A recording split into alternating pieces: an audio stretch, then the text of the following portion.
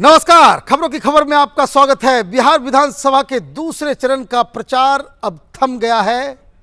कल प्रचार प्रसार नहीं होगा और 3 तारीख को वोटिंग की जाएगी, लेकिन उससे पहले प्रधानमंत्री मोदी ताबड़तोड़ रैलियां कर रहे हैं और आज सवेरे जब छपरा में उन्होंने अपने भाषण में कई सारे पुराने मुद्दे को उठाया तो उससे ये कहा जा सकता है कि भारतीय जनता पार्टी अपने ब्रह्मास्त्र को इन्होंने चला दी है, क्योंकि कई सारे मुद्दे जो इस चुनाव से गायब थे वो वापस आ गए हैं। और इसे आप कह सकते हैं कि ये एनडीए के लिए और खास करके बीजेपी के लिए ये वरदान ही साबित हुआ कि जो बातें पाकिस्तान के संसद में कही गई वो चुनाव का एक मुद्दा बन गया और विरोधियों को, इसको कह सकते हैं, हमला करने के लिए एक बहुत ही पोटेंट हथियार बीजेपी के हाथ लग गई। अब सवाल ये उठता है कि कई सारे मुद्दे जो इस चुनाव में नहीं थे, उसमें सबसे अहम मुद्दा जो अब बनकर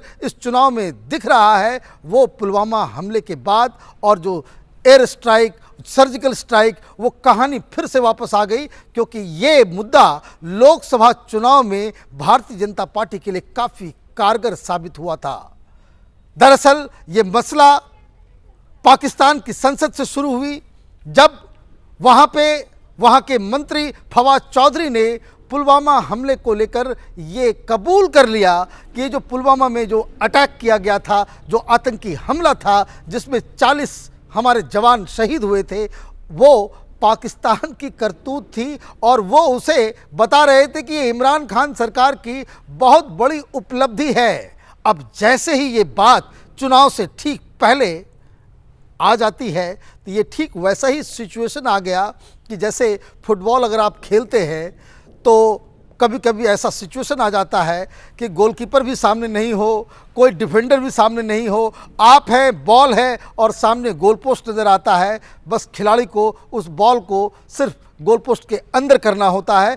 ठीक वैसा ही सिचुएशन बिहार के चुनाव में आ गई है। वो सिचुएशन इसलिए ऐसा आया है क्योंकि जब पुलवामा हमले हुए थे तब लगातार, चाहे वो राहुल गांधी हो, अरविंद केजरीवाल हो, ये तमाम विपक्षी की जो पार्टियां हैं, इन लोगों ने ये कहना शुरू कर दिया था पाकिस्तान के साथ मिलके। आपको याद होगा कि जैसे ही पुलवामा हमला हुआ फौरन पाकिस्तान की तरफ से ये घोषणा कर दी गई। ये फॉल्स फ्लैग ऑपरेशन का मतलब क्या हुआ कि चुनाव जीतने के लिए प्रधानमंत्री मोदी और भारत की सरकार ने अपने ही जवानों को मरवा दिया। इस तरह की बात पाकिस्तान से शुरू हुई और जो बौने लीडर हैं हिंदुस्तान के विपक्ष में, जिन्हें नेशनल इंटरेस्ट, जनभावना, जिसका ABCD मालूम नहीं, ये लोग सबूत मांगने लग गए, ये लोग पूछने लग गए।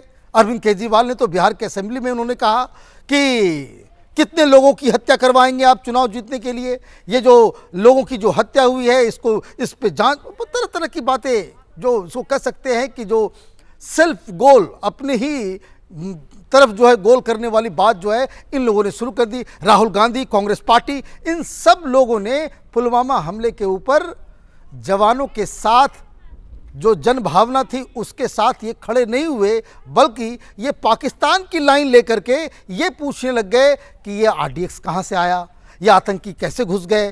कुछ लोगों ने ये भी सवाल उठा दिया था कि जो जवान हैं उनको हवाई जहाज़ से क्यों नहीं ट्रांसफ़र किया गया, उन्हें सड़क से क्यों ले जाया गया।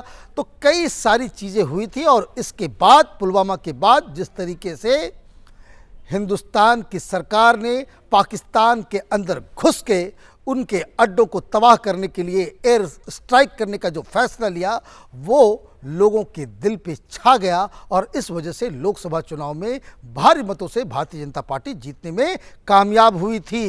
बिहार में चुनाव चल रहा है, खबर ये आ रही है और वो वाकई सही खबर भी है कि तेजस्वी यादव की जो रैलियां हो रही है उसमें काफ़ी लोग आ रहे हैं। एक नाराज़गी है लोगों की नीतीश कुमार के प्रति, भारतीय जनता पार्टी के प्रति तो उतनी ज़्यादा कोई नाराज़गी नज़र नहीं आ रही है ज़मीन पे, लेकिन नीतीश कुमार के प्रशासन को लेकर के लोग नाराज़ थे। और तो और मुंगेर में जो घटना घटी, जिस तरह से दुर्गा विसर्जन के दौरान वहाँ गोलियाँ चली, कई सारे लोगों को पकड़ के अंदर बंद कर दिया गया, ये भी एक नाराज़गी का कारण था। कई जगहों पे जो पैसे, जो 6,000 रुपये गरीबों को देने की जो योजना बनी थी, कई इलाकों में ये खबर आ रही थी कि ये जो पैसे जो है वो सही सही वहाँ तक नहीं पहुँचे हैं।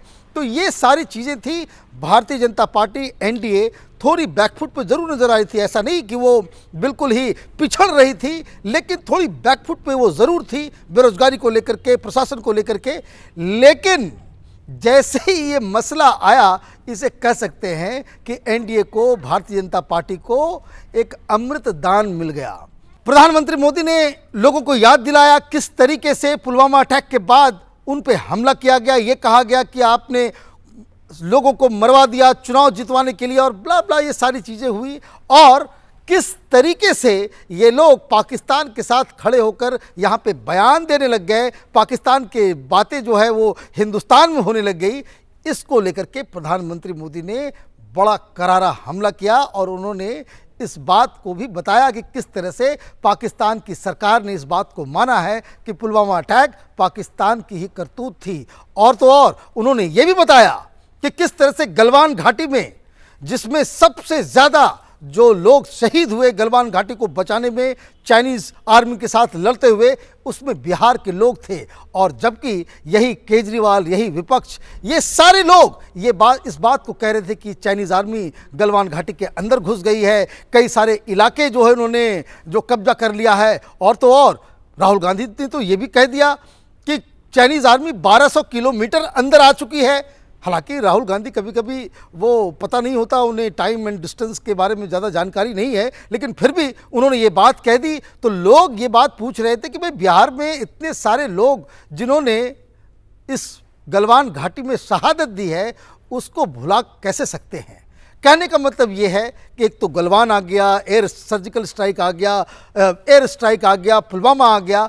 तो भारतीय जनता पार्टी इस बात को लेकर के काफ़ी कंफर्टेबल है कि ये चुनाव का जो मुद्दा है वो उनके पाले में आ गया है, और वो इस चीज़ को अब भिजाने में, उसको जो है लोगों को बताने में, लोगों को उन मुद्दों को याद दिला करके वोट लेने में ये कामयाब होने वाले हैं।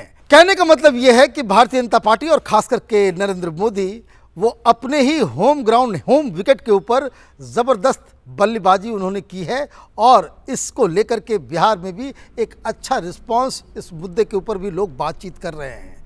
लेकिन कई सारी चुनौतियां भी हैं भारतीय जनता पार्टी के लिए बिहार के चुनाव में। सबसे बड़ी बात यह है कि भारतीय जनता पार्टी जो मुद्दों को तलाश रही थी कि किस मुद्दों के ऊपर बिहार में लोगों को एकजुट किया जाए, मोबिलाइज किया जाए।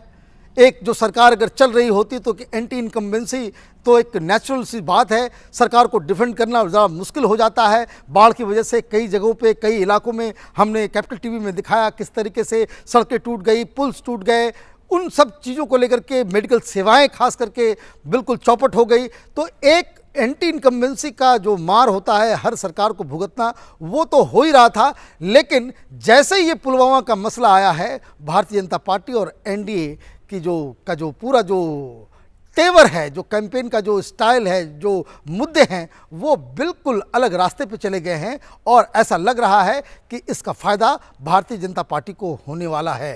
3 तारीख को सेकेंड फेज की पोलिंग होने वाली है, यहाँ पे मतदान होगा। उसके ठीक 2 दिन पहले प्रधानमंत्री मोदी 4 रैलियां कर रहे हैं। विपक्ष की तरफ से कहा जा रहा है कि ऐसी क्या बात है, भारतीय जनता पार्टी एनडीए हार रही है, इसलिए लगातार ताबड़तोड़ प्रधानमंत्री मोदी को यहाँ पे आना पड़ रहा है। तो ये बात पहले भी कई बार होती है कि जब चुनाव होता है, प्रधानमंत्री मोदी जब भी रैली करते हैं, तो यूपी में भी हमने देखा था, पिछली बार बिहार चुनाव में भी इस बात को हमने देखा था कि लोग इस बात को कह रहे थे कि अगर एनडीए कमज़ोर पड़ती है तो प्रधानमंत्री मोदी की जो रैलियां हैं उसकी संख्या जो है वो बढ़ा दी जाती है। लेकिन हकीकत ये है कि ये कोरोना काल है, कोरोना का समय है, और प्रधानमंत्री मोदी चुनाव में रैलियां करने में उनको बहुत ही ज़्यादा मज़ा आता है।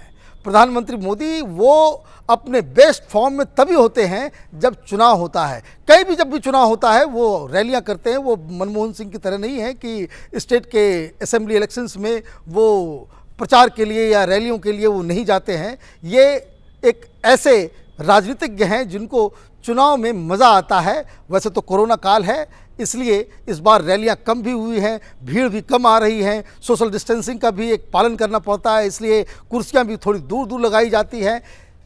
इन सब के बावजूद ये बात कही जा सकती है कि जिस तरीके से एनडीए कुछ इलाकों में जहां पिछड़ते हुए नज़र आ रही थी, उन्हें पाकिस्तान, फवाद चौधरी, अरविंद केजरीवाल, राहुल गांधी के पुराने बयानों और जो पुलवामा में जो हमला हुआ उससे एक नया जीवन दान मिला है। इससे भारतीय जनता पार्टी को ज़रूर कुछ न कुछ फ़ायदा होगा। हमारी नज़र इन खबरों पे बनी हुई है। आप देखते रहिए कैपिटल टीवी। हमारे वीडियोस को लाइक कीजिए, शेयर कीजिए और हमारे चैनल को सब्सक्राइब कीजिए। धन्यवाद।